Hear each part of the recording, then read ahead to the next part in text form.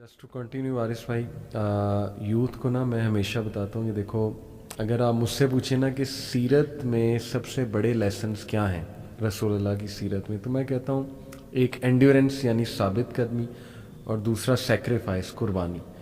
यानी दुनिया में जितने भी लोग गुजरे ना जिन्होंने कुछ बहुत बड़ा किया, उन्होंने ये दोनों चीज़ें, एक साबित कदम रहे हैं वो, दूसरा एक कुर्बानी दी है। सहाबा की आप कुर्बानियाँ देख लें माशाल्लाह। तो मैं नौजवानों से कहता हूँ यार, हमने क्या कुर्बानी दी है अल्लाह रसूल के लिए? कभी तुमने सोचा है बैठ के? हमसे तो इतनी कुर्बानी नहीं वारिस भाई दी जा रही कि कोई तस्वीर फोश किस्म की खुल जाए सामने तो हमारे हाथ कांपते हैं उसको मिनिमाइज करते हुए, या मोबाइल पे कुछ खुल जाए, यूट्यूब पे कुछ खुल जाए तो हम अपनी आंखें बंद कर लें, अपनी आंखें, मतलब हमने कहाँ कुर्बानी दी? हम तो हर बात पे कहते हैं नहीं नहीं नहीं मेरी ख्वाहिश पूरी हो जाए। हम तो हर दौलत की कहीं से ऑफर आए, हलाल और हराम की जो है ना, वो बगैर कोई केयर किए हम कहते हैं कि नहीं नहीं बस ये होना चाहिए। तो वेयर इज़ द सेक्रीफाइस? जब सेक्रीफाइस ही नहीं है, अल्लाह माफ़ करे, अल्लाह माफ़ करे, तो ऐसा ना हो कि क़यामत वाले दिन वो जो मंजर है कि रसूलुल्लाह सल्लल्लाहु अलैहि वसल्लम हौज़े कौसर से पानी पिला रहे होंगे, तो ऐसा ना हो कि हम लोगों को अल्लाह ना करे कि दूर कर दिया जाए कि भाई आपने तो कुछ किया ही नहीं, यू डोंट डिज़र्व इट। तो आई थिंक कि that's a very scary thought. और मैं चाहता हूँ वारिस भाई कि नौजवानों को स्पेशली हम इस बात पे तवज्जो दिलाएं कि प्लीज़ तुम्हारी सेक्रीफाइस ही तुम्हें ऊपर लाएगी। इसलिए जो भी काम अल्लाह के लिए छोड़ोगे, कोई हराम काम है, कोई बुरी आदत है, और उस मेहनत करोगे, अल्लाह से दुआ करोगे, ज़रूर अल्लाह की मदद आएगी और ज़रूर अल्लाह ताला तुम्हें वहाँ से देगा कि तुम्हारा भी गुमान नहीं जाता। बिल्कुल सही बात है अली भाई। दूसरा इसमें यह है कि आज हमने यानी ऑक्सफोर्ड में एडमिशन लेना हो तो कि कितना जी सख्त टेस्ट है। आज अगर ओ लेवल ए लेवल करना हो, इवन दो के किसी फॉरेन कंट्री में एंट्री के लिए कितने सख्त मराहिल से गुजरना पड़ता है उसकी एंट्री के लिए। बिल्कुल बिल्कुल। और अल्लाह की जन्नत में एंट्री के लिए अल्लाह हमसे कोई जो है वो आजमाइश नहीं लेंगे या अल्लाह हमें टेस्ट नहीं करेंगे, ये नहीं हो सकता। तो बिल्कुल आपका वो पॉइंट जो है बिल्कुल ठीक है कि ये सेक्रीफाइस तो करना पड़ेगा, कुर्बानी देनी पड़ेगी, इम्तिहान से गुजरना पड़ेगा। और फिर अल्लाह सुब्हानहू व तआला से जिंदा कुरान, क्या इन लोगों ने ये समझ लिया कि ये ऐसे ही जन्नत में दाखिल कर दिए जाएंगे और तुम्हें किसी आजमाइश से नहीं गुजारा जाएगा। तो फिर अल्लाह सुब्हानहू व तआला ने आगे जो इसका एक आयत का मफहूम है वो ये है कि अल्लाह चाहते हैं कि सच्चों को अलग कर दें और झूठों को अलग कर दें। तो अल्लाह नहीं चाहते कि जब हम यानी जन्नत में जाएं तो हमारे साथ गलत मलत किस्म के लोग भी हों। तो हमें इस पे रिलाई करना चाहिए कि अल्हम्दुलिल्लाह अल्लाह हमारे साथ अच्छे लोगों को शामिल करना चाहता है, इसलिए मेरा अल्लाह हमें आजमाइश कर रहे हैं और दूसरों के। और ये भी बड़ा इंपॉर्टेंट पॉइंट आपने बार बार मेंशन किया वारिस भाई कि हम दुनियावी कामों में तो बहुत मेहनत करते हैं, लेकिन जब दीन की बारी आती है ना, हमारा एटीट्यूड ये होता है कि बस जी मेरे लिए दुआ करें, अल्लाह हिदायत दे। तो बात वही है कि देखें, जब दुनियावी मामलात में you have to strive, you have to struggle, आपको टॉप पे आने के लिए, तो दीनी मामलात में एक बंदा ये कैसे कह सकता है? बल्कि इसकी ना मिसाल इब्न अल क़य्यिम ने बड़ी खूबसूरत एक मिसाल दी, दुआए शाफी में गालिबन इब्न अल क़य्यिम ने कहा कि who is a foolish person, बेवकूफ़ इंसान कौन है?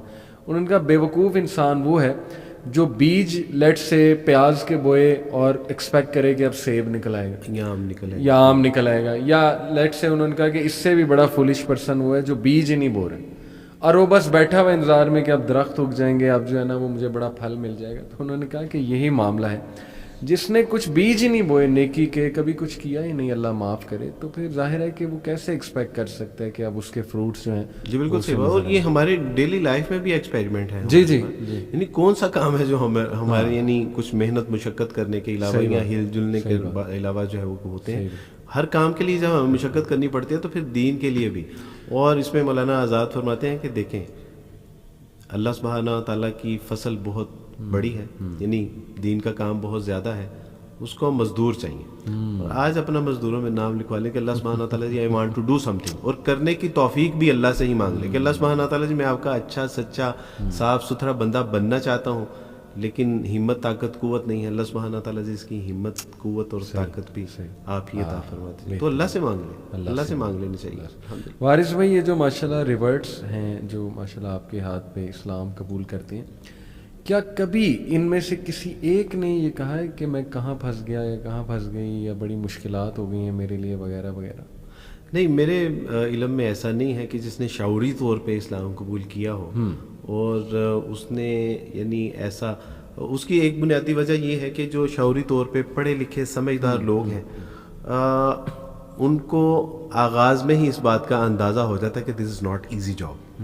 ان کو پتہ چل جاتا ہے کہ یہ بہت کڑا مرحلہ ہے, مشکل مرحلہ ہے, اور شاید اس وجہ سے بھی وہ شکایت نہیں کرتے. دوسری وجہ یہ ہے کہ مجھے تو آج تک یہ بات سمجھ نہیں آ سکی کہ اسلام میں اگر مشکل مرحلوں کا تذکرہ کیا ہے تو اس کے بعد اللہ سبحانہ و تعالیٰ نے پھر جن نعمتوں کا تذکرہ کیا ہے وہ بے بہا ہیں. ان مع العسر یسرا, ہر مشقت کے بعد, ہر یعنی مشکل مرحلے کے بعد ایک آسانی بھی ہے.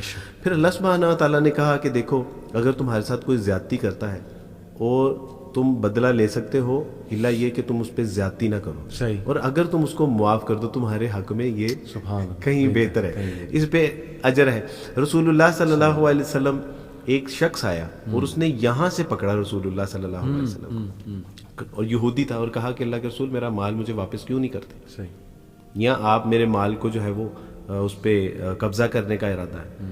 عمر فاروق رضی اللہ تعالیٰ انہوں نے اپنی تلوار کے اوپر ہاتھ رکھا اور کیا ہی قریب تھا کہ اس کی گردن مار دیتے. رسول اللہ صلی اللہ علیہ وسلم نے عمر کی طرف دیکھا اور فرمایا کہ عمر کیا ہی اچھا ہوتا کہ اگر آپ اس کے قرض کی ادائیگی کر دیتے, اور پھر فرمایا کہ عمر اس کو اس کے قرض سے کچھ زیادہ دینا. اس کے پیچھے کیا تھا؟